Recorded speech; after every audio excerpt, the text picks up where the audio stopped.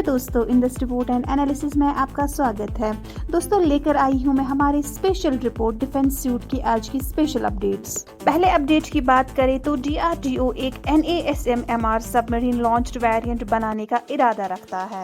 दोस्तों, इंडिया का Defence Research and Development Organisation NASMMR यानी naval anti-ship missile medium range को इंडियन नेवी के लिए डेवलप कर रहा है। ये मिसाइल पुराने सिस्टम्स को रिप्लेस करना और नेवी के एयर सिलेंडर में एडवांस्ड टेक्नोलॉजी शामिल करने के लिए डिजाइन किया गया है। सबमरीन लॉन्च्ड वेरिएंट को टॉरपेडो ट्यूब से लॉन्च के लिए मॉडिफाई किया जाएगा, जिससे इंडिया के सबमरीन्स दुश्मन के वेसल्स को सरफेस किए बिना अटैक कर सकेंगे।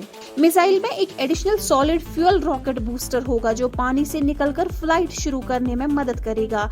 ये missile existing 533 mm torpedo tubes में फिट होगा जो इंडियन सबमरीन्स द्वारा यूज किया जाते हैं।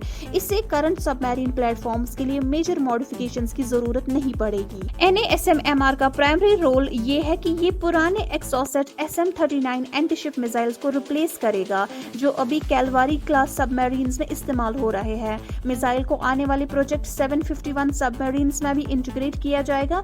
इससे इंडिया की फॉरेन सप्लायर्स पर डिपेंडेंस कम होगी और इंडिजिनियस डिफेंस मैन्युफैक्चरिंग कैपेबिलिटीज को एनहांस करेगा। बढ़ते हैं एक और अपडेट की ओर। इंडिया का अग्नि 6 ICBM जल्द ही रिलीज होने वाला है, जिसमें US थिंक टैंक्स इस टेक्नोलॉजी का डेवलपमेंट में योगदान दे रहे हैं। दोस्तों, इंडिया 2027 तक अग्नि 6 ICBM यानी इंटरकॉन्टिनेंटल बैलिस्टिक मिसाइल डिप्लॉय करने के लिए तैयार है, जैसे कि फेडरेशन ऑफ अमेरिकन साइंटिस्ट्स की रिपोर्ट में बताया गया है। ये solid fuelled multi stage missile up to 10 nuclear या थर्मोन्यूक्लियर वॉरहेड्स को MIRV यानी multiple independent reentry vehicle और MARV यानी manoeuvrable multi independent reentry vehicle configurations में कैरी करने के लिए डिजाइन किया गया है।